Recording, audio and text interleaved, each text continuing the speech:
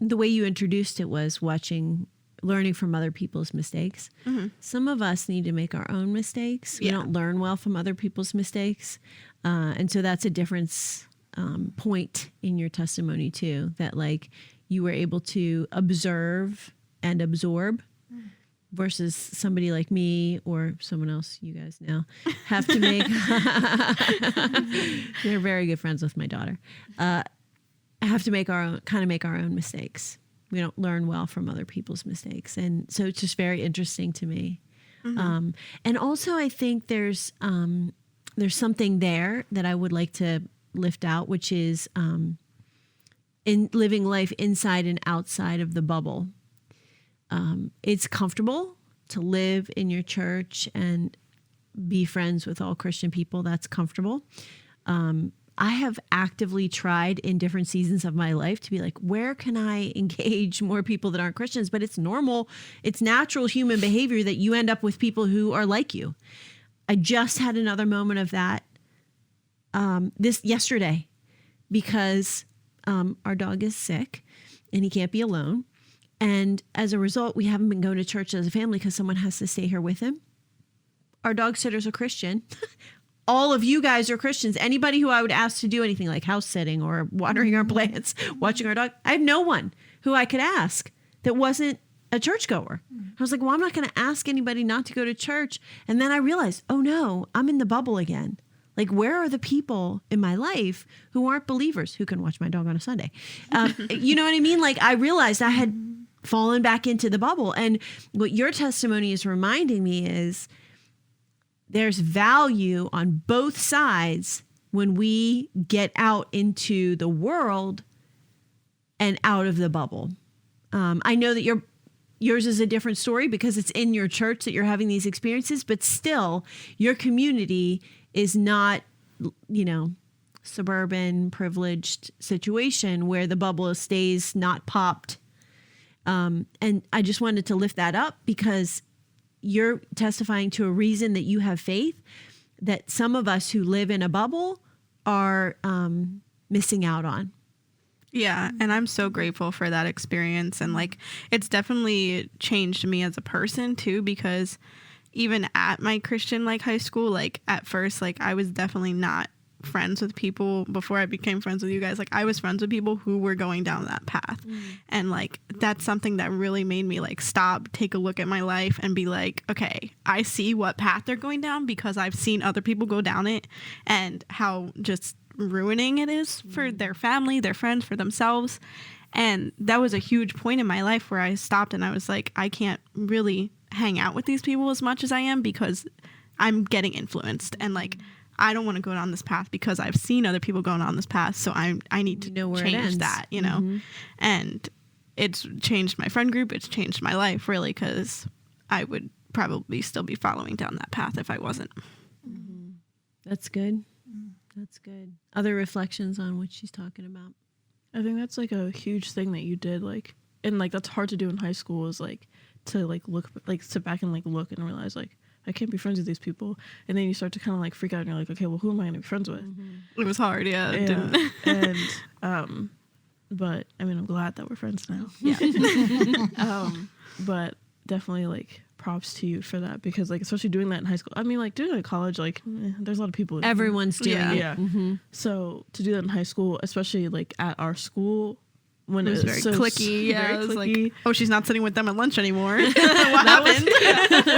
Like very cliquey and also very small. So like, it's like, okay, so I'm in that friend group. What are my options? What are my other options? The library. Yeah. Really. Yeah. And it's like at our school, it was hard to get into another friend group. It was, because there's like, of course, there's inside jokes and other things, and like people are already close. So, but I think our friend group is honestly, we took people from other friend groups, so that's how it worked. It's a tapestry. Yeah. Mm-hmm. And it just started with one person. It just starts with finding one friend who's following the Lord.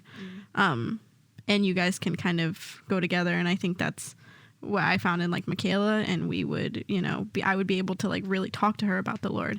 And then from there, I've had a friendship with her, and we found other people like you and Gianna and Ange who were all, on the same path in life, and like kind of coming together out of a little bit of a pulling them from each friend group. But it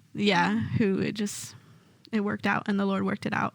And I'm so grateful for that.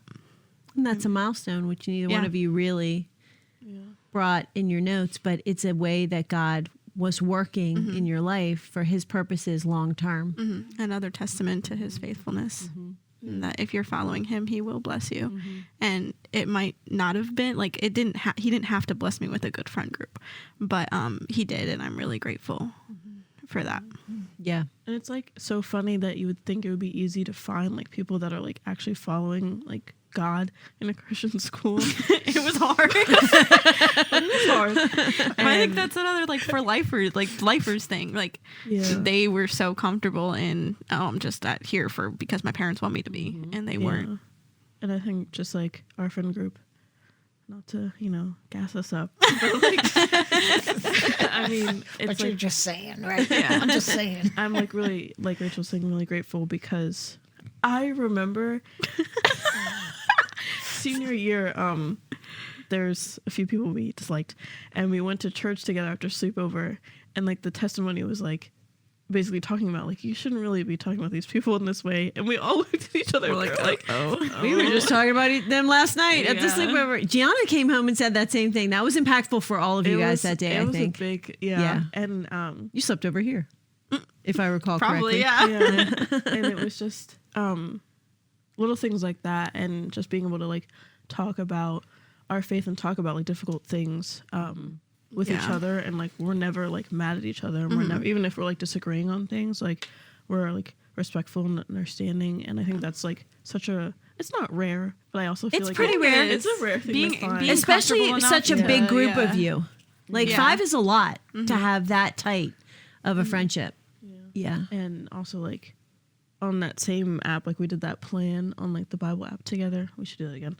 But that was like, looking back, like I kind of like took it a little bit for granted because I was just like, oh, this is just like a thing. But it's like looking back, like that was such like an important thing, like that we went through that together. Even if it was like a little like 5-day plan, we were like all committed to like actually like doing it and getting important like stuff from it.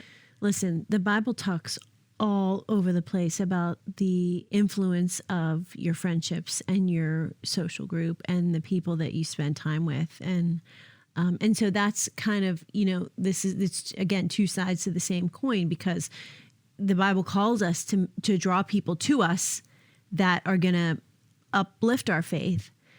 But on the other side, we're not supposed to just live in that bubble. He calls us to go out into the world and witness to his truth. And so it's that, same 2 sides of the same experience.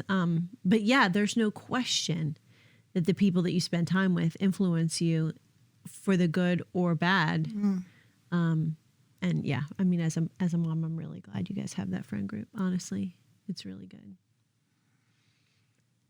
It's comfort to me, because I know that she has you guys, and you can't talk to your mom about everything. I mean, we talk about a lot. You guys talk to me about a lot, which I'm grateful for.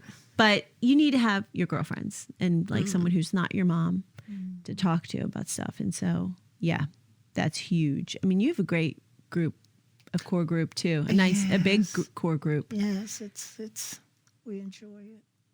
And I thought about it when you were talking about how you start to look forward to your study time. It doesn't feel like a chore anymore. You look for the way I look forward to Wednesday nights, because I get to see my buddies, and we get to celebrate the Lord together. So. And there's something, to having. So Jen, you were talking earlier about Hannah and about how there's a thread of sameness in some of the experiences of what you see in the Bible, but there's a thread of sameness. This is one of the things that I wanted to cultivate here in these recordings, which is there's a sameness to our testimonies.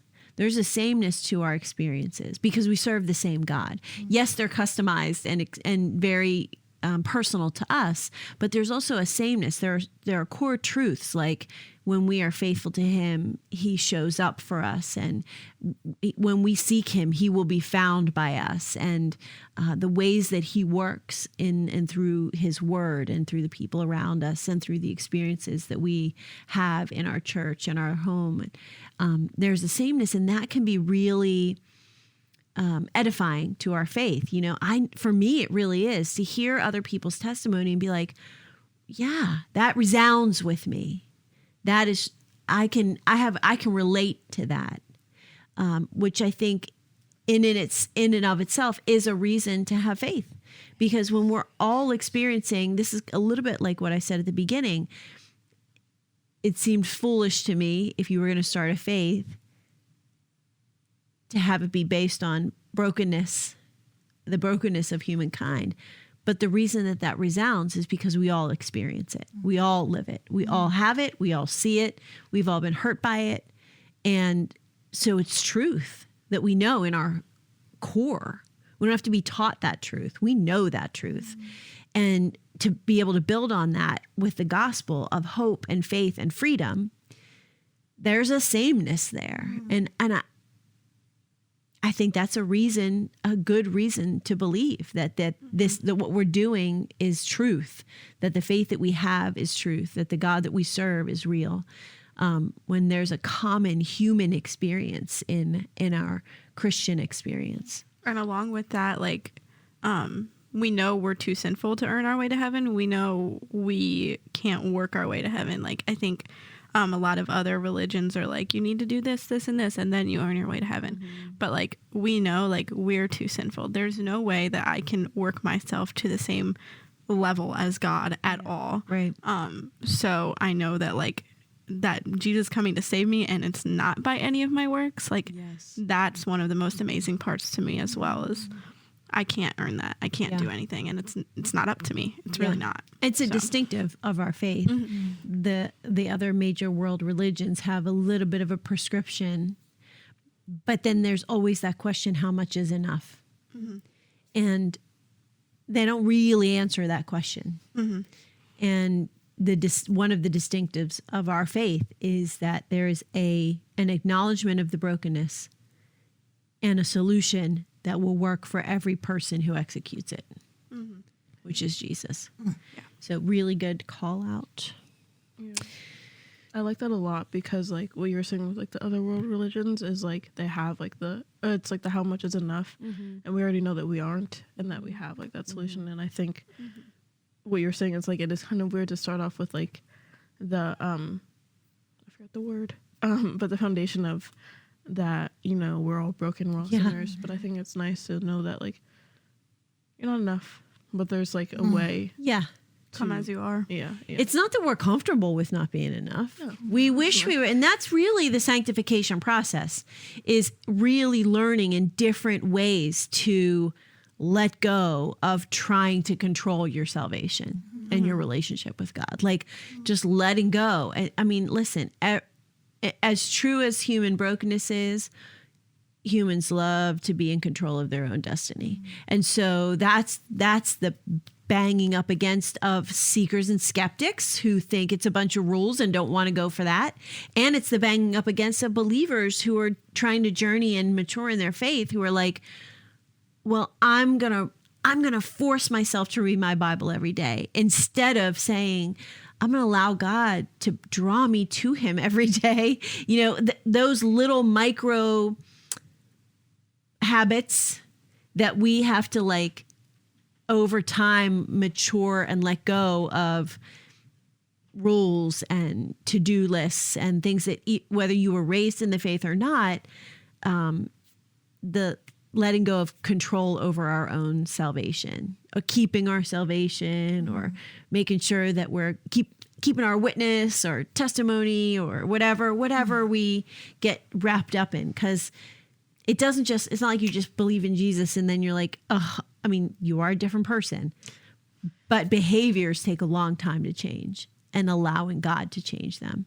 That's why I said it's not really a behavior modification program. It has to start with the gospel and you got to change from the inside.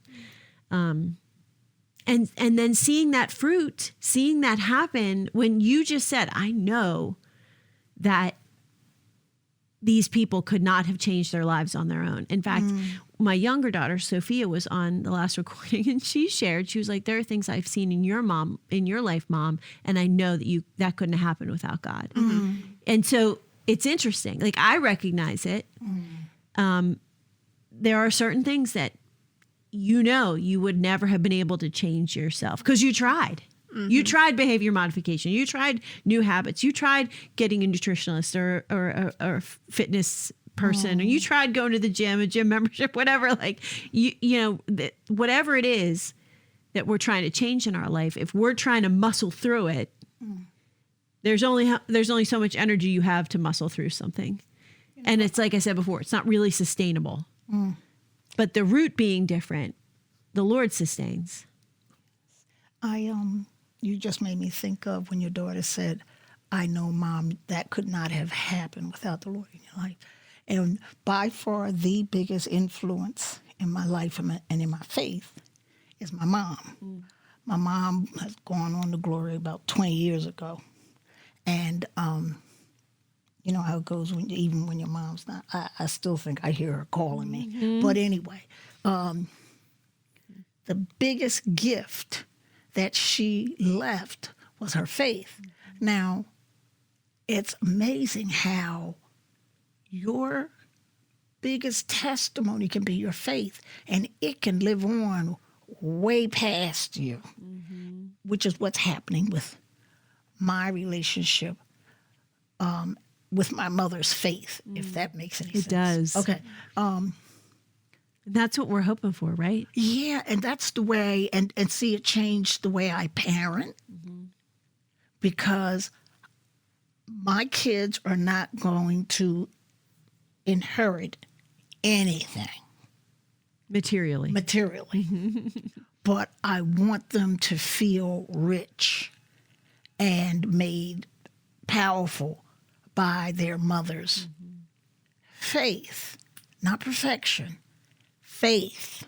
My mother was as flawed as anybody can be, but when I think about, like, my mother was born in the 30s, so she grew up in the rural South, during Jim Crow, during a very horrific time. Yet, now she ended up here in Philadelphia where she met my dad, and I never saw anger or, as I started to study and learn what that existence was like then, I had to look at her and marvel. Like, How does this come from that? Christ. Christ. Her mother was the same way, my grandmother. And she just lived it. Like, she wasn't preachy. She wasn't any of that. She just lived a certain way. And everyone knew that, Well, she's the person people in the neighborhood would come to. Ella, I need you to pray for me. Ella, I need you to, she was just that girl, So, and it's what a gift. I see it like it's a huge gift that I can still draw on her 20 years after she's gone. That, and I aspire to be that too. The legacy of faith. Right. And so should you. Like, you have to leave this legacy of faith. Yeah. It's priceless. Having kids opens your eyes to that a lot, because you have to think to yourself, what will I give them that can last? And I think if you have a faith experience, you know that money comes and goes, relationships come and go. I will come. My mom died when I was in my 20s. So I even thought, I will come and go. What can I give them that will sustain them through everything? The only thing is Jesus. That's it. Yes. Yeah. And that's all they need. And I heard you say there's so many reasons why that buffers your faith, that encourages your faith, but it's another one of those moments like, how does this person come from that life experience? It's divine intervention. And so for me, then it's like, to me, that's not so different. Can a person who has peace and faith and joy, who came out of a difficult life experience, different kinds of life experience, a lot of the same thread, then it's not so unbelievable that Jonah could live in a whale. You know, to me, it's like, if you can live through this, then he can live through that. You should go back and watch the Jonah episode, because there were really great voices on that. And Lauren, who was on that recording, gave a great exposition of like, I don't want to do it because I won't do it justice, but because it's come up so many times, she told a story in two different ways about like her bringing her son home and her daughter took her first steps. And she told the story in two different ways. One was, the point of the story was that her daughter took her first steps. And then in that story, there was an incidental mention of like where she put her keys down. And then she told the story in a completely different way, where she said, we got home, I put my daughter down, my son was acting crazy, I put my keys in my purse down, and my daughter took her first steps. And that was the point of the story. And then she told it differently, same story, different narrative. And she was like, I put my daughter down, she took her first steps, but I put my keys on the hook so that I would know where they were the next day. And just the way she told the story differently, she was like, yeah, what was the point of both stories? And it was really great, because she was saying, does it, not to be hurtful to people who really need to know if Jonah was swallowed by a whale, because we're not saying your struggle doesn't matter, but what was the point of the story? The point of the story is what God can do. And not just what God can do with a man and a whale, but what God can do with a life that is stubborn, and how he can change it and send it in a different direction. That's the point of the story. And that was really good that she explained it that way. Because, like, do I believe that Jonah could have been swallowed? Yes, because I believe we serve a God who is supernatural. So he can do whatever he wants to do. But that was a really great way of thinking about it. Like, whether he was or wasn't, whether it's an allegory or not, what is the point of the story? Right. The point of the story is to teach us about who God is and what he's capable of. And when we take that and we put it next to what we've even heard in this circle about lives change, direction completely 180, then that actually is the same story as Jonah, you know? And so it's through our life experiences and our reading and apprehending the Bible that we cobble together and weave together all the reasons that we believe. Like, I don't think any one of us is like, this is the only reason I believe. I mean, for me, I'm pretty hardcore about the resurrection. Like, that for me has to be the center of it. But it's not the only reason I believe. I've had personal experiences with the Holy Spirit. I've had personal testimonies of God working in my life in big and small ways. Like, a life lived with the Lord and intimacy with the Lord, the longer you live that life, the more you're going to have threads that you weave together into this tapestry that you call your faith. And so none of us are probably going to hang our hat on one reason. But most of us can look back and see where God was at work all along, and acknowledge who he is and what he did in our lives and in the course of history that proves who he is and that he's worth our trust and faith. And I know when I read, just like you embrace Philippians 4 and you Romans 8, like you can read that and know he's talking to you. Oh, that's something, isn't it? Yes. I mean, to read and know that he's talking to you. Yeah. And to feel it. Yes. To feel it. Like, this is speaking to my... It's like when 5 people go to a sermon and every one of them takes something different and every one of them says, that sermon was just for me today. right? Like that hit me so deep. And you're Yeah. like, wait, me too, but in a whole different section. That's the Lord at work in personal ways. Yeah. Which I hope that people who listen and watch really get what we're saying, which is, I mean, I kind of sometimes feel like just try it. Just try it. Like, what's the harm? Yeah, you don't go be down, scared. like just do it for a year and see what happens. Like, yeah, what do you have to lose? Right. What do you have to lose? So, okay. Is there more that you wanted to share? No. Okay. Is there anybody else? I love your stories. Okay, then I think we'll pray it out. What do you think? Okay. Thank you, God, for the testimony of other believers, which strengthens our faith. Thank you for giving us solid, testable reasons to know that you are real, that the Bible is real and true, that your Son lived and died and was raised. Thank you for giving us enough to hold on to so that it's not just about blind faith, but that there are real reasons that we can hang our hat on to know that what we are walking forward in faith is truth. I ask that you would multiply the benefits of these testimonies beyond what we've experienced here, the four of us. Thank you for what we have experienced, but Lord, bring it to the ears of many, that they would be strengthened and won for your Son and for his glory. And in his name we pray. Amen.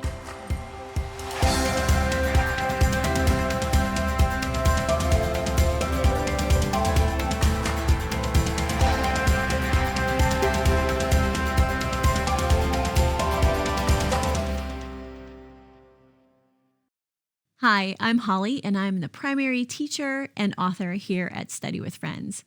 My education is from a Reformed theological seminary, so you'll see that come through as we teach and study together. But on occasion, I'll introduce concepts from other doctrines when I think they shed light on the material, just so that we can have a well-rounded understanding of lots of different perspectives on the text. We strongly believe that you should know and understand who's teaching you the Bible, and so you can learn more about me at studywithfriends.org or zondervan.com. We're just really glad you're here.